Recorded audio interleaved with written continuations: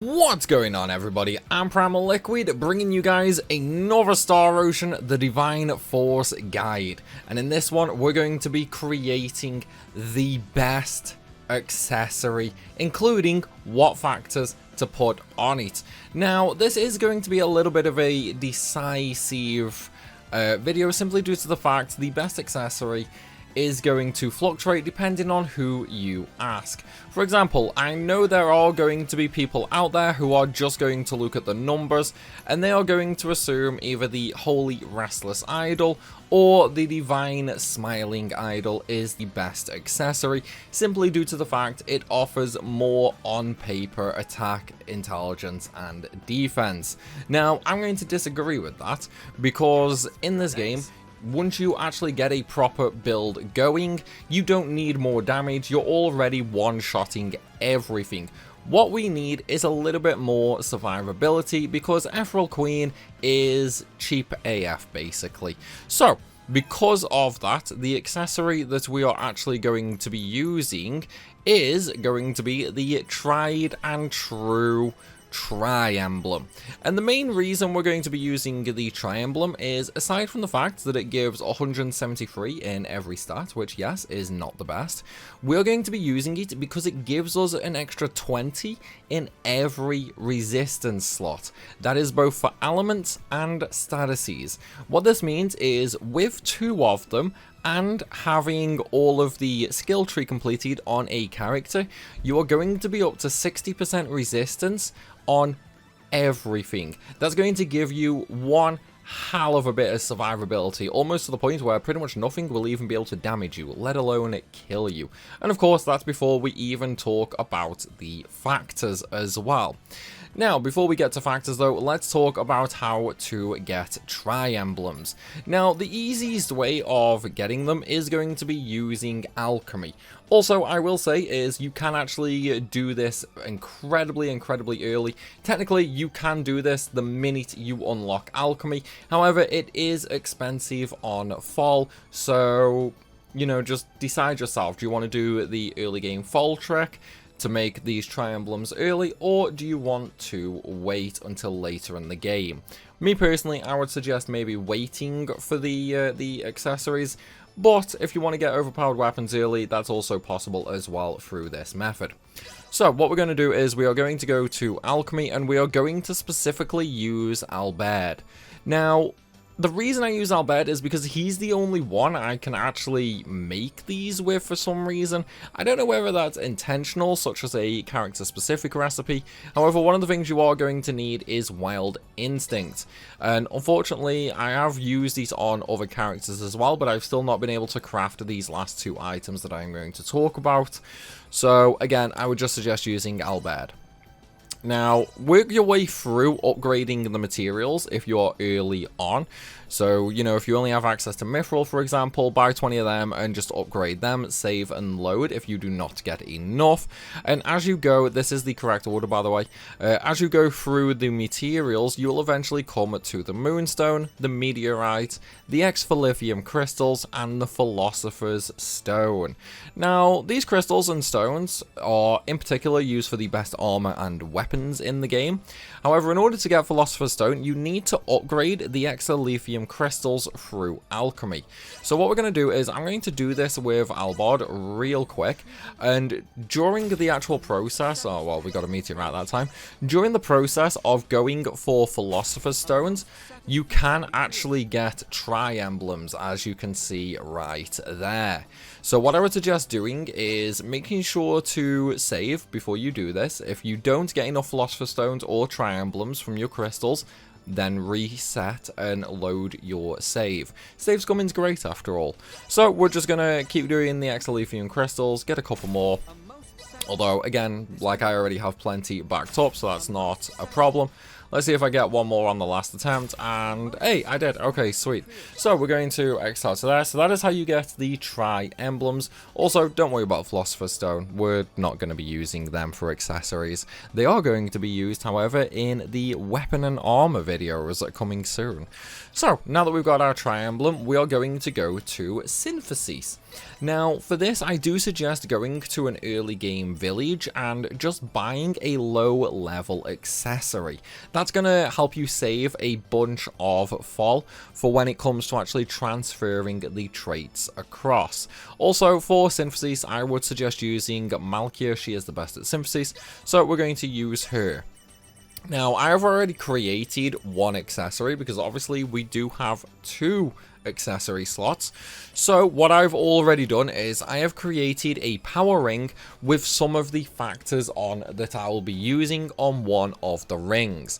I'm going to be using 47% chance of activating skills without consuming AP, 60% chance for attacks to pierce through elemental resistance. That's actually important. Well, both of those are important.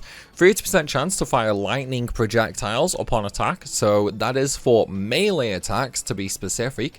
So whenever you do a melee attack, you will actually launch lightning projectiles out, and then plus 55% damage dealt to divinities, just because I want to hurt Ethereal Queen in many different ways. That is only going to be for one of the accessories, though. We're going to make the other one now. Also, don't worry about those numbers, thinking they're low or whatever. Trust me, they are going to be boosted to hell and back from our armor and weapon factors as well. So, just completely ignore those numbers there. They are, in reality, once you are completely set up, going to be much higher. So I'm just going to choose a normal power ring right now with absolutely nothing on it, and I'm now going to go through my list choosing the factors that I want.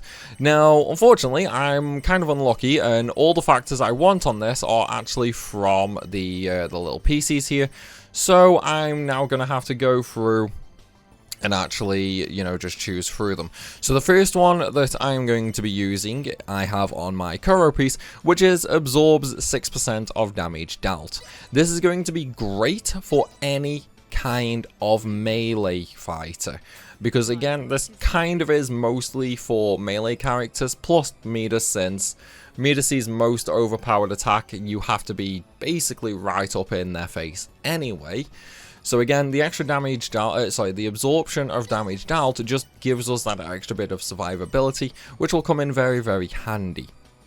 Now, for the next one that we are going to be using, I need to find my Heath one. Where are you? Okay, here we go. So for this one, we're going to be using plus 40% damage dealt on critical hit. Now, again, just like before. Okay, so this is the next one we're going to be using, which is for the 40% damage dealt to target at point blank range. Again, you know, we're pretty much always going to be in melee range. Also, I'm just going to lock that so I do not lose it. But again, because we're always pretty much going to be into melee range, that is pretty much always going to be a guaranteed damage boost for us, which is going to be absolutely amazing.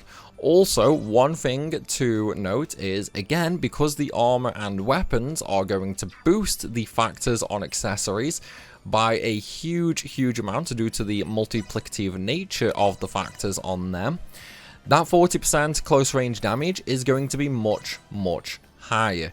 Now, the reason I saved that as well is simply due to the fact that we have two traits on our ring now, which means we can only save two of them.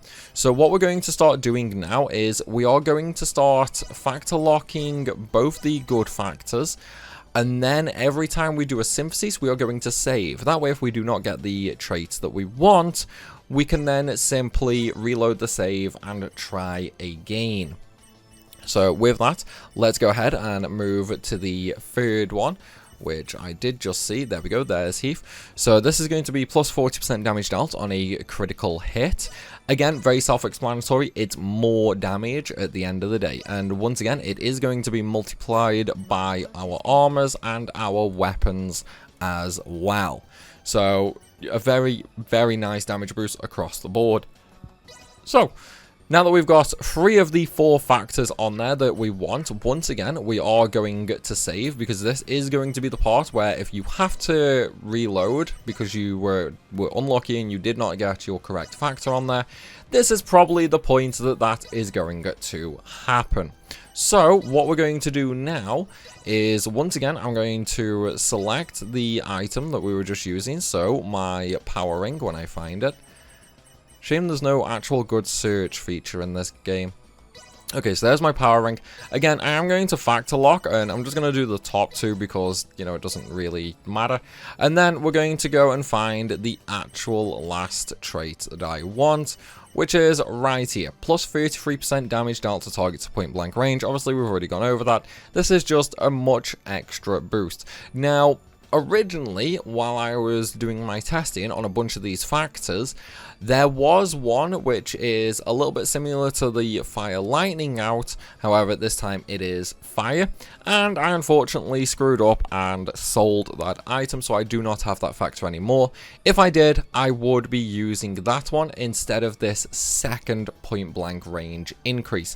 But for now, it is still going to be absolutely massive damage. It just means room clearing is a little bit slower, however damage per hit is actually higher. So let's just see if I got lucky and if I get it first go. I did not, unfortunately, so we're going to try again. Let's see if I can get it on the second attempt. I did not, and am I going to be lucky or am I going to be unlucky?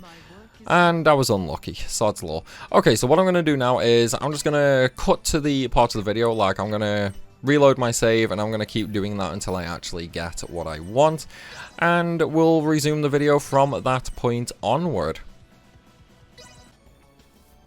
Okay, so as you can see right now, I finally have all 4 factors on the power ring, so we're going to X out of that, and now comes the point of moving those traits over to the tri-emblem. Now, one of the things I would recommend is, depending on your tri-emblem, if you have any factors whatsoever on your tri-emblem, make sure you save first. You do not want to lose the fall or the accessory in the process just because you were unlucky in the RNG department. So what we're going to do now is pretty much the exact same as what we've just done. The only difference is for our base material, we are just going to choose a tri-emblem. Obviously, there is nothing on that, and then for the materials, we are then going to choose one of the power rings that we made. So let's go with that one first and foremost. As you can see now, it is expensive, costing 1,000,000 fall for this one synthesis. And of course, you are going to have to do this 8 times for your 4 usable characters. If you want more than that, then, well, you're going to have to do it a lot more. Unfortunately, this is going to take a good bit of time if you want to gear absolutely everybody, just because it is very time consuming to get the factors. If you do want to actually get these factors, by the way, and you are struggling with that, the easy solution I can offer is to actually use crafting. Now, the Velvet material in particular is typically the best one I have found for getting the actual traits that I want. I don't know why, because it is not a high-end material, but basically just use Letitia and use normal crafting. Go through all of your ingots, all of your cloths, and so on and so forth, until you have as many traits as you want, basically. That's how I got all of these, for example. And now that the tri-emblems are created, let's go ahead and just equip them really quickly. Also, I will show off the actual effect of the stats now, and also why we are using these particular traits as well. So, where are they? Okay, so they're at the very bottom. Lovely. Now, obviously, my strength did drop down a lot there. That's simply due to the fact that the current accessories I had on Raymond were actually just having attack boosting abilities. It doesn't matter about that, like, even though the number is lower, my damage is going to be higher simply due to the factors on there. So, now that I have the factors, The next step, although as you can see right now my resistances are absolutely ridiculous, the next step is armor. Now unfortunately I don't have the armor that I really want because I got rid of it like an idiot. So what I'm going to do is I'm just going to show you the character that it is currently on. Where is she? There we go. So the reason that I was using these specific abilities is because I am going to be using plus accessory factors, and that is going to massively increase the damage. So what I'm going to do now real quickly is I'm going to take this off of Midas, and then I'm going to put it on a different armor to show you guys just how insane this can get. Okay, so right now I've got my accessory boosting factors on my armor. Unfortunately, it is not perfect. Ideally, I would have 4 plus 48% factors on there. I don't, I only have 1, and then the rest are 30 and 38. I also don't have any accessory boosting factors on my weapon. So again, this is going to be pretty much half the damage, well, less than half the damage that we can achieve at the final end perfect result. But for now, let me just go ahead and unequip these, and then we're going to go and fight Gabriel Celeste, and I'm going to show you guys just how much damage we're actually going to be able to do with these accessories now. So let's just start the fight real quick, and all I'm going to do is I'm just going to run on in there, hit him once, and then equip an accessory, hit him again, and show you guys. So if we just take a normal hit, so as you can see there, that was 14,000. So I'm going to go ahead and equip an accessory now. Okay, so first accessory, we're just going to use the critical and point blank one, mainly due to the fact of the damage absorption. So we're just going to come out to that, and let's hit him again. 25,000. So straight off the bat, oh, 26,000. So straight off the bat, we've not quite doubled our damage. However, we have massively increased it. And that's only with one accessory. We still have another accessory to go, plus the armor as well. The end result of this is going to be absolutely huge. Unfortunately, I do have to wait the 30 seconds before I can equip my next accessory, but it is nearly over. There we go. Right, let's do the second accessory now as well. Okay, second accessory. And this is also going to be the one that will let us use skills without consuming AP, which is actually going to allow us, once we equip the armor, to just keep wailing on the boss pretty much permanently. It's like we won't use any AP once we actually have that, because it will be over 100%. And of course, right now, like, we're barely taking any damage, simply due to the fact of all the resistances. And as you can see right now, I'm doing about 40,000 damage a hit. That is huge damage. And those little orbs right there were the lightning bolts that come out on attack. They do also hit multiple times as well for massive damage on larger enemies. But let's go ahead and equip the final piece right now, shall we? The good old armor with all of my accessory boosting factors on there. And now let's take a look again at the final damage total, shall we? 66,000 on a normal hit. 75,000. This is a normal hit, guys. This is normal damage right now. And again, it's not perfect. What this means is when we actually get a perfect weapon and perfect factors on our armor, we will be doing well in excess of 150,000 damage per hit. And that's with a normal attack. That's literally the starting attack. If we use the Extreme Daredevil, the Vatting, let's see just how much damage we can do with this. So that's what, 1.6 million? 1.6 million damage, just like that. I think that can actually one-shot Gabriel on Earth mode, maybe. But yeah, that is going to be it, guys, for how to create the absolute most broken accessories. You guys just saw how much damage, how much my damage increased by, and also how little damage I was taking from his attack, simply due to all the resistances we now have.